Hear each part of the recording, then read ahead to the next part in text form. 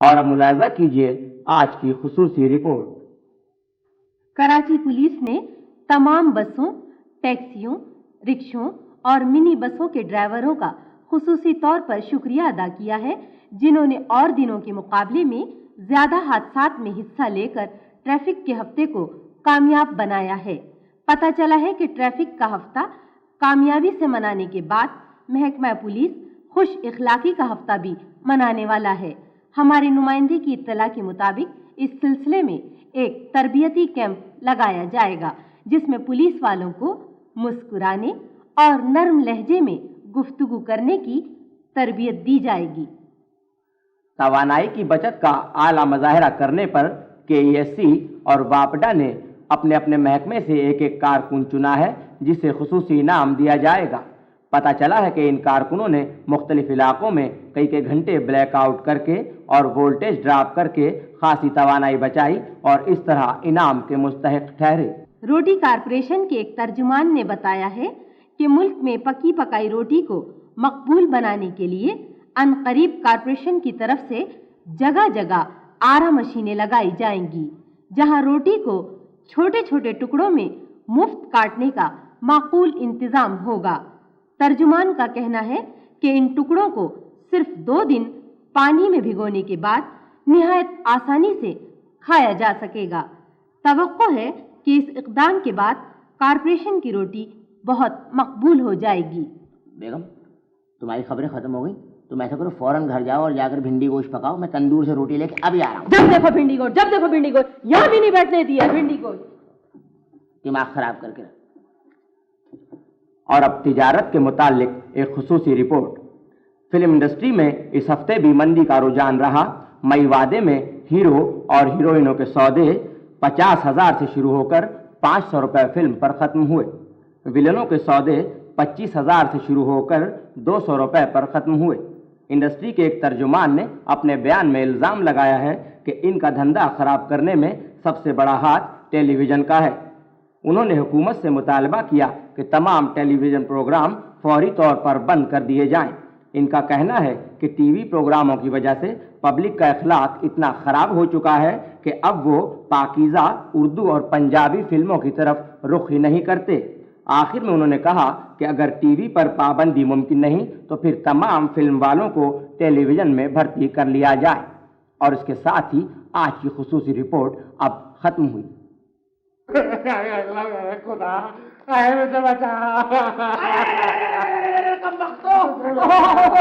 उठो उठो उठो, कम वक्त सारा दिन लड़ते रहते हैं, ना पढ़ना ना लिखना, और ऊपर से जुल्म ये कि अपने छोटे भाई को मार रहे हैं। अरे अरे अरे अरे अरे पुट्टन भाई, कमाल कर रहा है। इतने प्यारे मासूम बच्चों को इस तरीके से बेतहाशा मार रहा है।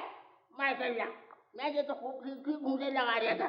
तुम्हें तो बिल्कुल ही कदर नहीं है यार। ला हौल वला कुव्वत, यानी बच्चे हैं कि सुबह से शाम तक लड़ते रहते हैं, और आप हैं कि उनके सर पर हाथ फेर रहे हैं। मैं तुम तो बिल्कुल ही चौकट हो, चौकट। तुम्हें क्या पता? क्या मैं मेरी एक बात कान खोल के सुन लो, जहन नशीन कर लो, पत्थर पे लकीर होगी ये बात। अब आप कहना क्या चाह रहे हैं? मैं कहना ये चाह रहा हूँ मैं कि इंशाअल्लाह ताला ये बच्चे बड़े होकर बल्दिया के काउंसलर बन जाएंगे। हाँ माशाल्लाह, सारी खूबियाँ हूबहू बल्दिया के काउंसलरों वाली है। माशाल्लाह मेरा बच्चा।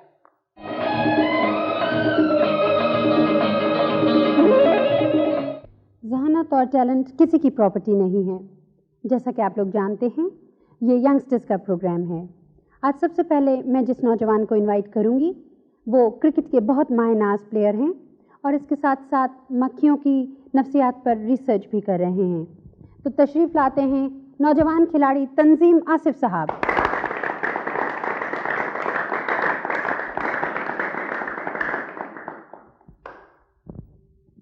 तंजीम आसिफ साहब 19 साल से कम उम्र खिलाड़ियों की टीम के कैप्टन भी हैं। तो तंजीम साहब, आजकल क्या मसरूफियत है? जी वही पुरानी मसरूफियात। 20 साल से क्रिकेट अंडर 19 में खेल रहा हूँ। माशाल्लाह। बच्चों के फ्यूचर के बारे में क्या ख्याल है?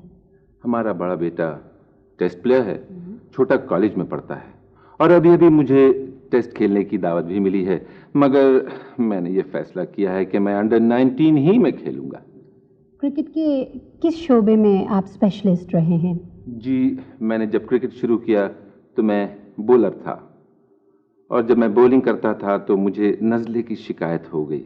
मैंने बॉलिंग छोड़ दी, बैटिंग शुरू किया तो मेरे सर में दर्द सा होने लगा, तो मैंने बैटिंग भी छोड़ दी और अब फील्डिंग करता हूं बाउंड्री लाइन पे।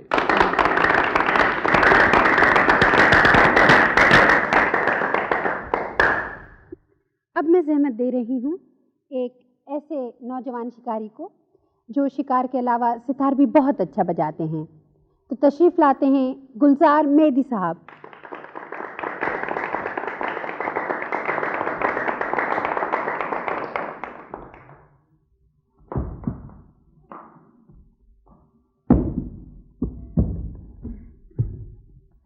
मेरा गतिया कहाँ है भाई? गतिया आ जाओ मेरा बराबर में। अल्लाह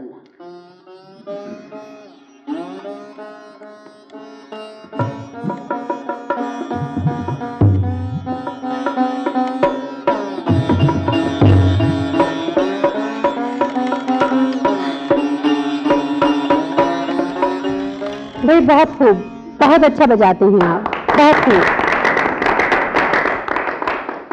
बहन जी, अभी तो मैं तार मिला रहा था, बजाना तो अब शुरू करूंगा मैं। माफ कीजिएगा, हमारे पास वक्त ही इतना था। बहुत शुक्रिया आपका। अच्छा, हमारे कहीं फन जाते नहीं। पकड़िए भैया, पकड़िए। बैठो। कुर्सी आ गई? आ गई। कहाँ?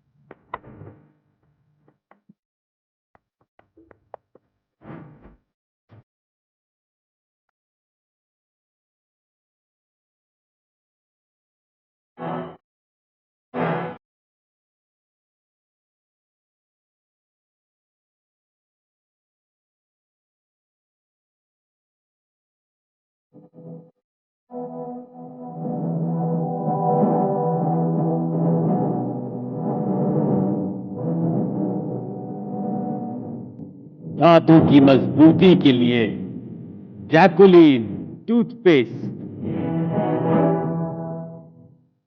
साथियों, आज हम यहाँ सैफ रहमानी साहब की याद मनाने इकट्ठा हुए हैं। मरहूम न सिर्फ एक नेक इंसान बल्कि बहुत बेहतरीन शायर और अदीब भी थे। उनको इतनी बुलंदी तक पहुंचाने में बेगम साहबा का बहुत हाथ था। हमारे मुल्क की ख्वातीन को बेगम साहबा से सबक हासिल करना चाहिए। मैं बेगम साहबा से दरख्वास्त करता हूं कि वो इस मौके पर कुछ इरशाद फरमाएं।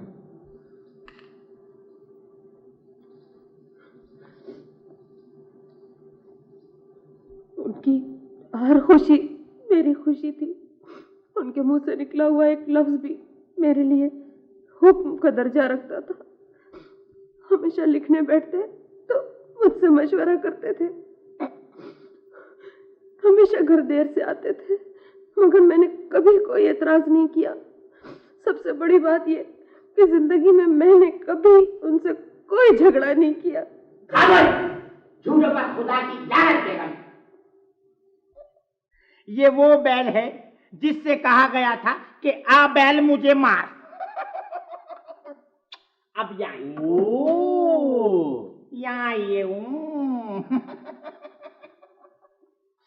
ये देख रहे हैं आप, ये मुंह देख रहे हैं आप। लोग सोच रहे होंगे धड़ बिल्ली का मुंह इंसान का, मुमताज बेगम।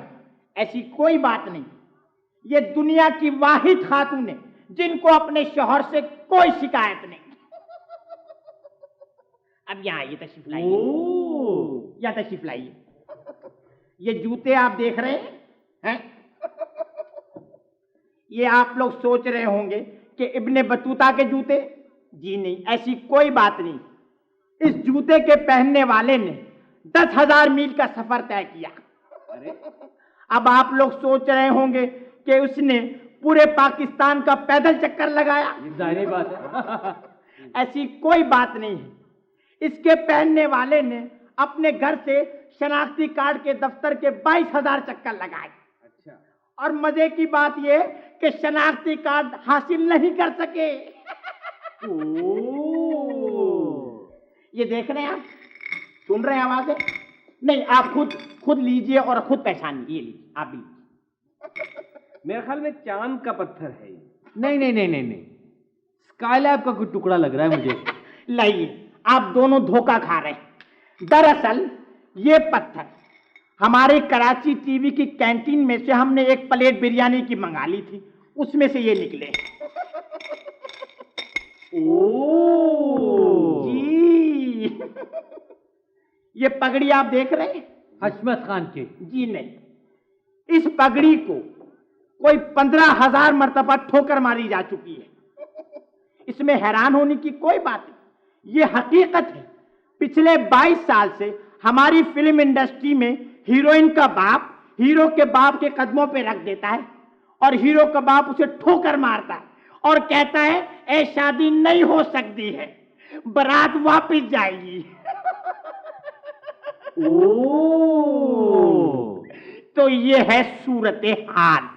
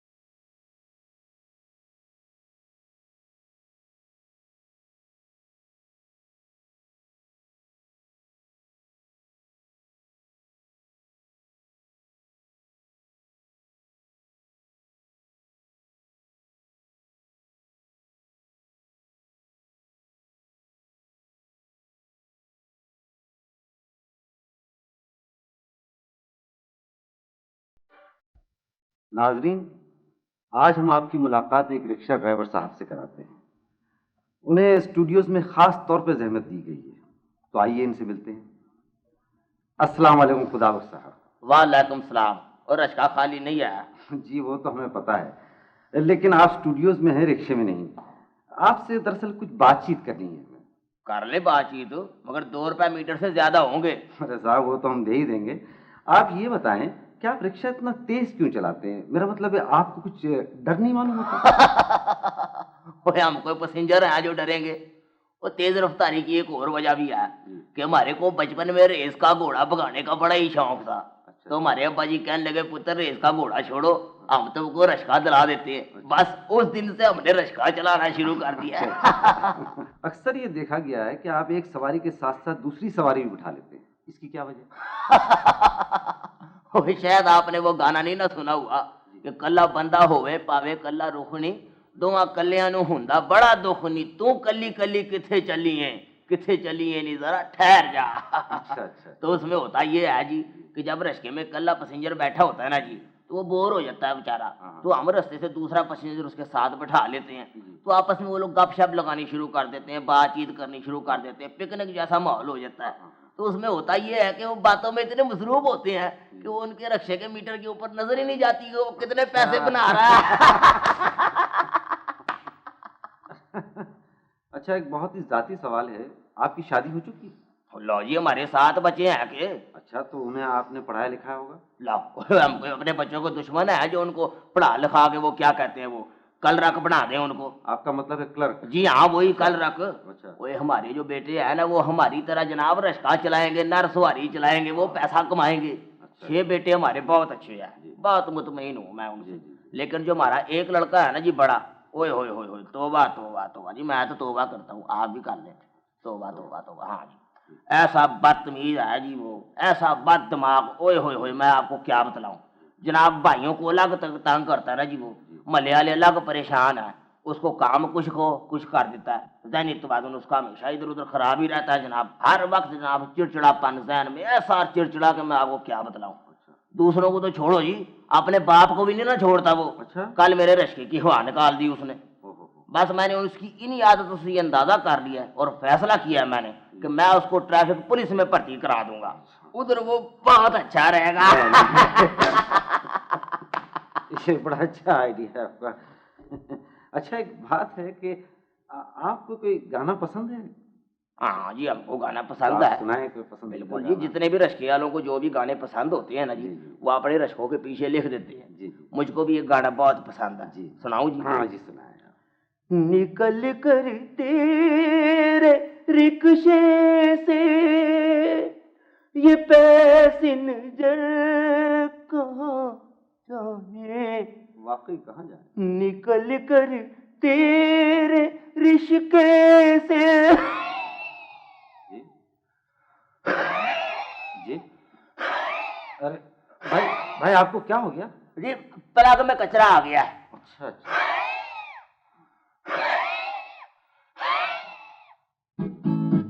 हमारा अफसर सरकारी अफसर, सबसे बेहतर सरकारी अफसर। हमारा अफसर सरकारी अफसर, सबसे बेहतर सरकारी अफसर। बच्चों के लिए, बेगम के लिए, पिकनिक के लिए, शॉपिंग के लिए गाड़ी इस्तेमाल हमेशा दफ्तर की ही करता है। दफ्तर में ये सोया 24 घंटे रहता है। हमारा अफसर सरकारी अफसर, सबसे बेहतर सरकारी अफसर। हमारा अफसर सरकारी अफसर, सबसे बेहतर सरकारी अफसर। हमारा अफसर सरकारी अफसर, सबसे बेहतर सरकारी अफसर। जगा दियो ना उसको, मरो उधर, तू किधर आ गया इधर? मत करो उसको। ये क्या लिखा है? ये लर्निंग का निशान है जी। तो लर्निंग में तुमको पता नहीं है कि 2 आदमी नहीं जा सकते? छोटा भाई है, गलती हो गई, अब नहीं बिठाऊंगा मैं। अच्छा, किधर जा रहे हो? ये अगली गली में हमारा घर है, यहीं जा रहे हैं करीबी। चलो हमको केमाड़ी छोड़ देना, चलो शाबाश, चलो स्टार्ट करो फटाफट।